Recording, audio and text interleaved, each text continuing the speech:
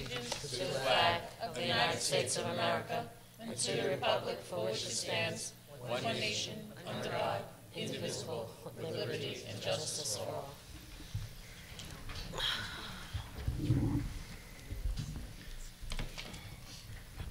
In pursuant to the Open Public Meeting Act, Chapter 231, Public Laws of 1975, this meeting has been duly advertised in the Asbury Park Press, issue of June 16, 2016.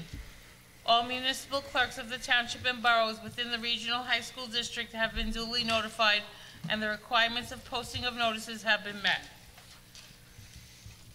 I need a motion for approval of minutes. Second.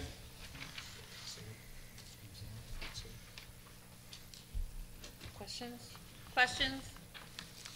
Comments? Roll call? No? That's all right. Mr. Acetola? Yes.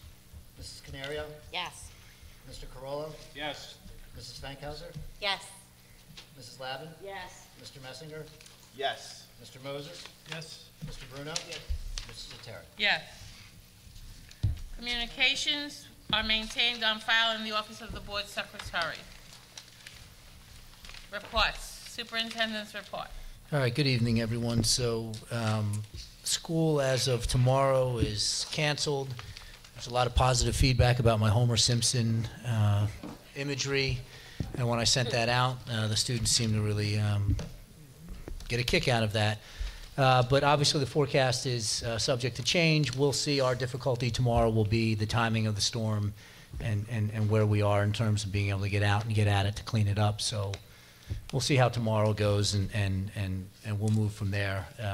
You know, there's been enough variance in some of the forecasts this year to just give us pause.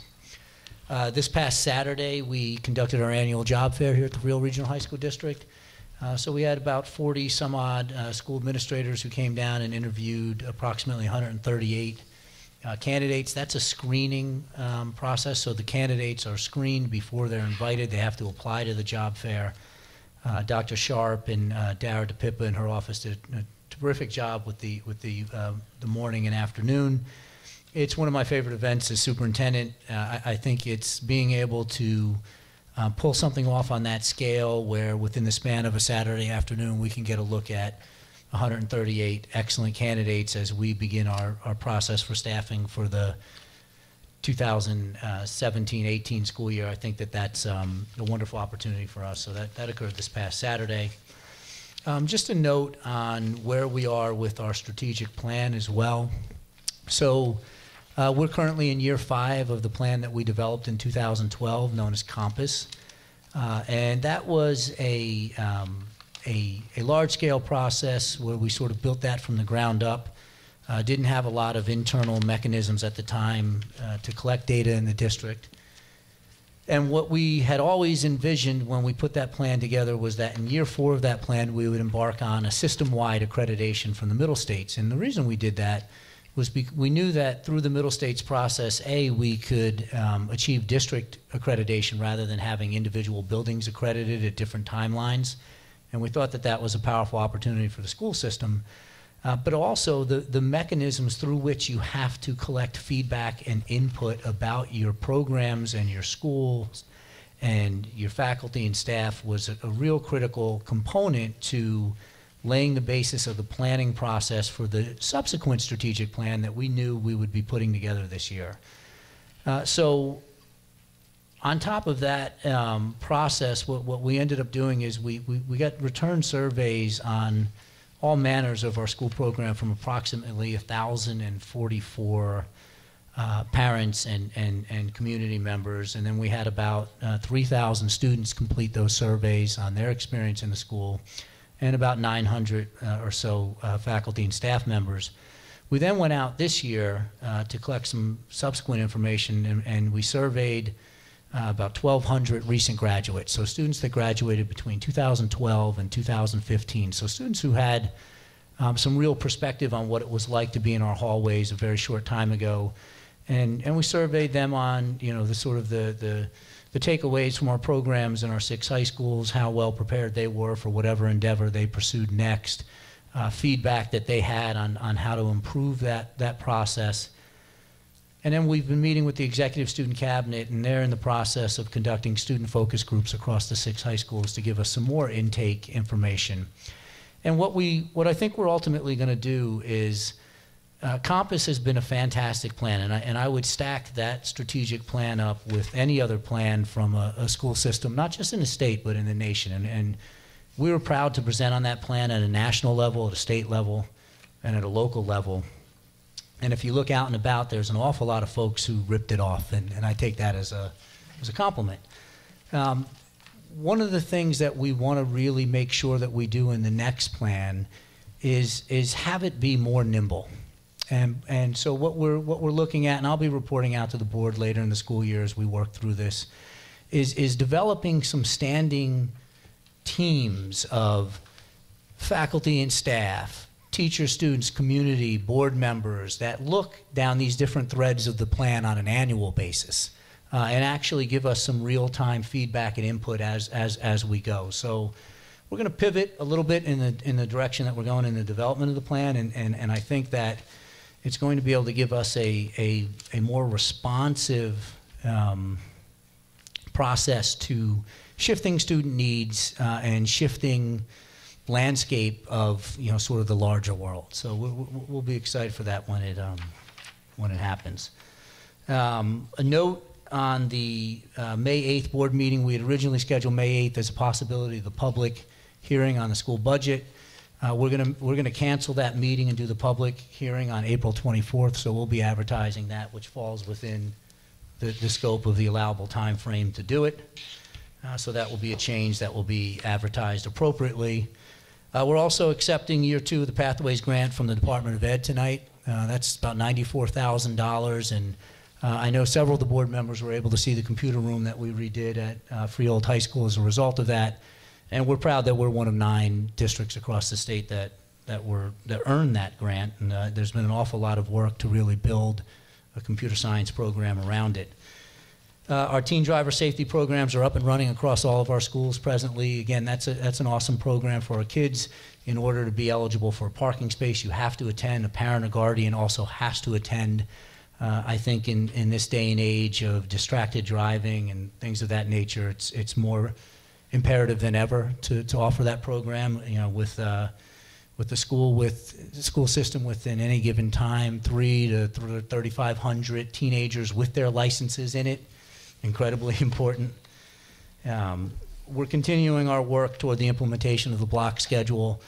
We had a wonderful session on Friday that brought together teams of administrators, teachers, to plan out what sort of the professional development needs to look like and what we need to do in order to plan appropriately in a block period versus a traditional period.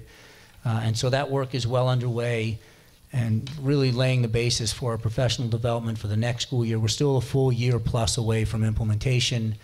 I'm really proud that we've taken a very deliberate process in making sure that when we do transition to that block, it's not simply laying over 67 minutes rather than 47 and everybody doing the same thing they've always done anyway. So we recognize that there's got to be some real change to practice in order to maximize that time, and I feel confident that we're there with it. We'll be there certainly by the time that schedule goes live in September of 2018.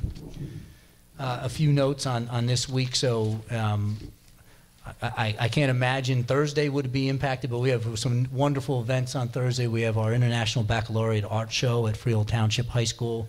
That program we'll be presenting on later. It's been a tremendous success for us in year 3 of the pilot, with students with really some serious and significant achievement gains across their experience there. We have Science and Engineering Academy presentations at Manalapan High School on that same evening.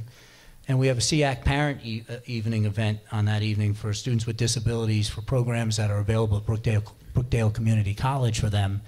And Brookdale's been a terrific partner for us, and we're really excited. A number of our students with disabilities have gone on to programs there to some tremendous success. So we feel real good about that partnership. I also, a few notes, we have the acceptance of the bid for the Howell Athletic Complex on the agenda tonight. I'd just like Mr. Boyce to make a few comments about that item. Sure. Thank you, Board. You may have noticed that there was a placeholder for that award on the agenda that's been available since Friday. And there was some additional work that we needed to do in order to, but we are in a position to bring a recommendation forward. Just the scope of the project is at Howe High School, they're complex.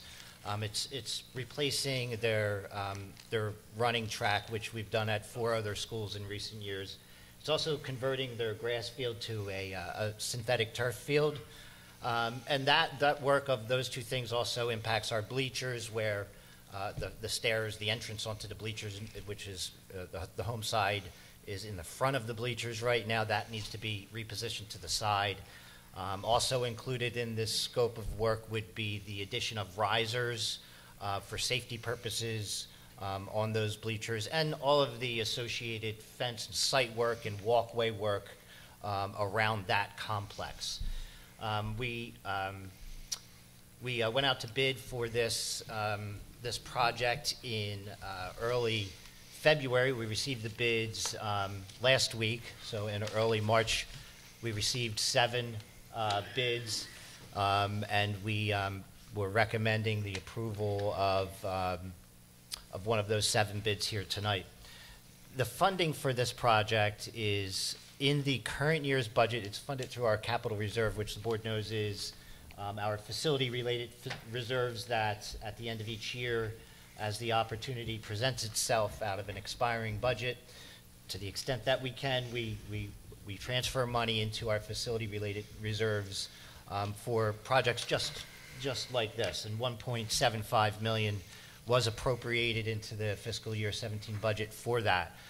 Also being brought forward tonight is a recommendation through resolution to supplement that $1.75 million from capital reserve for $250,000. So, and the resolution, those 2 resolutions will be I-2 and I-3 on the agenda. Copies are in the back, and I'll also have copies to distribute to the board. So the process that we went through, we used a competitive bid, a bid process. So New Jersey, the state of New Jersey, has some fairly specific procurement laws that allow school districts to solicit bids. There are some other options in there for different scenarios. We looked at all of those options, and we landed on the one that was the appropriate option, and was really the only choice that the district had for a straight bid, which is, you know, you put it out there and the low price is what gets it, okay? So that's what we did. We've also done some work ahead of time for that in terms of soil testing, and the board may remember that we did an RFP and we were awarded for professional services for that, just to get as much information as possible to be included in the specifications, so that bidders knew that information and it was less uncertainty for the district. So that's an overview of what's being put forward as a recommendation for the Howe project tonight. Mr. Sampson, can I also, as long as I'm here, a couple other items for the agenda, one of which you mentioned in your opening comments about the change in the public hearing. That change for the public hearing on the budget, which was originally scheduled for May 8th, is now going to be April 24th, and the resolution on the agenda has been changed accordingly. That meeting is at Marlboro High School, 8 o'clock, so that'll be the public hearing on the budget. You'll also note that there is a slight modification to the debt service tax levy. That change was made on board docs and distributed to the board earlier tonight. So just wanted to put that in there as well.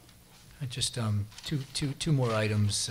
The first is just a brief update, and the second, I'll come back to you, Mr. Boyce. The policy committee had met on February 16th, and there are a number of policies that were discussed at the last meeting by Mr. Bruno. In the interim, right there after that meeting, we got some information from the state that we needed to adopt 2 additional policies related to special education and surrogate parents. They reflect code changes that need to be updated with language. Those were sent and vetted through the policy committee. It's all language change. But we need to put those on the agenda because we're under a tight timeline because the state has dictated that we need to have those on immediately, even though there was lack of information from the state about them. Yeah, but it's all code change that has prompted this, so it's all language change. And the second piece is the adoption of the tentative budget, which is up tonight. You know, just a few words before I pass that over to Mr. Boyce. You know, after sort of a lot of brouhaha across the state over what the funding was going to be relevant to state aid and whether the School Funding Reform Act was going to be funded fully or not, or if some other plan as espoused by a number of individuals across the state were going to be implemented, it was largely status quo. The state aid numbers are pretty much the same as last year, but that you also, while we're grateful that there wasn't any drastic cuts or reductions, and we understand that the SFRA, as it is being implemented presently across the state, is very much an imperfect formula in terms of, you know, creating a sort of a system of winners and losers. When you receive flat aid year over year over year, it's not really flat aid. So prices go up, and your budget, you know, allowance from the state remains the same, and you've got to make up that difference year over year over year within the 2% tax cap, which is always a challenge. And I'm hopeful that at some point they'll work out the process of how to adequately fund all school districts in New Jersey. So I'll turn that over to you, Mr. Boyce, with any discussion on the tentative budget. Well, just to add on your comments about the funding formula, the School Funding Reform Act, that lays out how the pot of money available to the state is going to be allocated to the districts, and it goes about it at a very particular way. Unrelated to the SFRA, independent of the SFRA, is a 2% cap on the property tax levy, which at times will compete with the SFRA for what districts need to do in order to fund their operations. We have been, we've honored that 2% cap since its inception. In a variety of ways, we've actually left many millions of dollars on the table of eligibility for increasing the levy, but this board, this district decided during those years, at that time, they did what they felt was best for the community and the district taken together. Last year, we had a 2% increase in the levy. We were actually eligible for another $926,000 of levy. We chose to defer that levy last year in anticipation of using it this year. And the tentative budget, which is the purpose of that, is to submit it to the state via their county office for a technical review. And Mr. Sampson and I will meet with them to go through that. But this budget includes the 2% in addition to what's called bank cap, and that's the $926,000 that we deferred from last year to this year. So taken together, the general fund tax levy increase is 2.72%.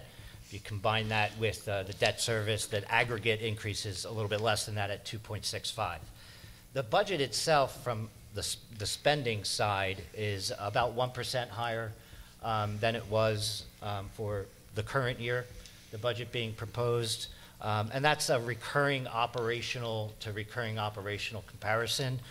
So about 1%, and that is what really the aggregate impact of a 2% cap on the levy is over time, is that you, with state aid remaining flat, and as Mr. Sampson said, costs continuing to go up, and your revenue remains substantially flat during that time.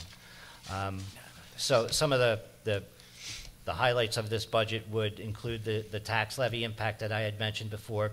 Really, the public hearing, which is going to be on the 24th of April at Marlborough High School, is where the public has an opportunity to submit comments. And even though that is a single night required by law, it doesn't mean that the public doesn't have an opportunity to ask those questions and have those conversations with us throughout the course of the year. And we've always welcomed that. So for tonight, the resolution on the agenda is the approval be submission to the county office for technical review, and as amended from the original resolution that was out Friday night. Mr. Boyce, could I ask a question? Sure. Are there going to be budget documents available for the public, like posted on the website prior to the April 24th? And, you know, so if they do have questions about it? Well, we'll make available, I think that, you know, there's a lot of information that's available on the state website that gives good historical context from a lot of different perspectives, financial, academic performance. Typically, we have not distributed those documents. We distribute it at the public hearing because that's where, you know, we can have the conversation about, you know, what they mean and be able to walk people through them. Post-public hearing, the user-friendly budget is the technical name of it, is required to be posted on the website, which it has been. It's also available on the state website.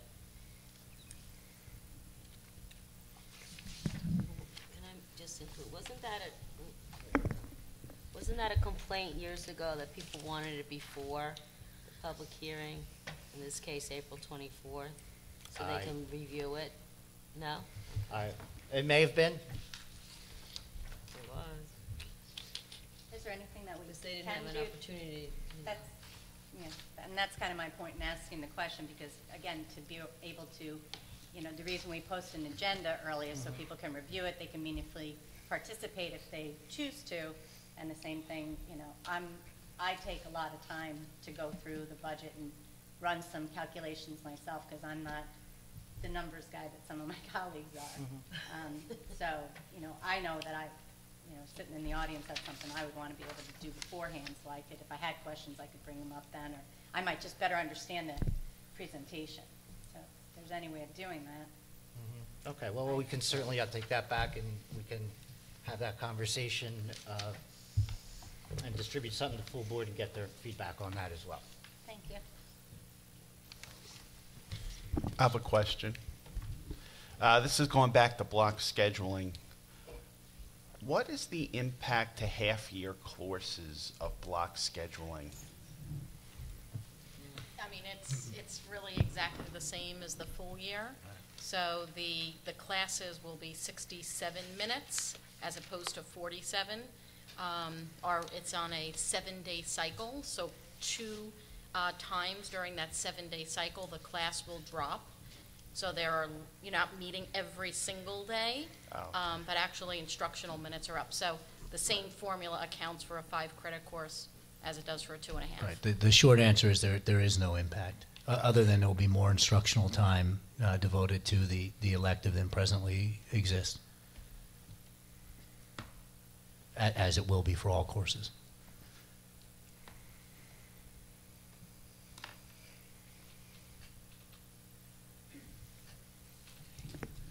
Are there any policy or curriculum board meetings? Okay, public participation? I didn't get a list, so I guess, no one? Does anyone want to speak? Okay, I'd like to have a motion to take the rest of the agenda, Motion. Wait, 1 second. G1 to K3 in one. There's one change? Motion. There's one other addendum that I believe is on the back table. It's an addition to G1, approval of resignations. The addition is Maria Peters, academic supervisor for Colts Neck High School, effective date June 30th, 2017. So it's an amendment to G1. Okay. Yes, and so as noted, let me hand this out. As noted in my earlier comments, the I-2 is for the approval of award of contract for Howell High School athletic field improvements, and I-3 is approval of withdrawal from capital reserve.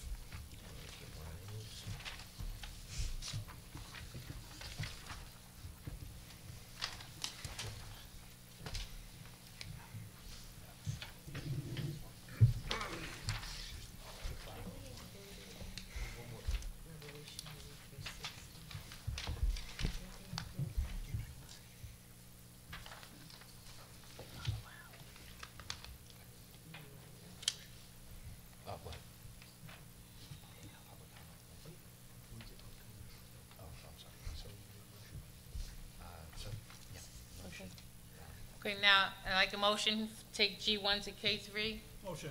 Second. Comments, questions? I just have a comment.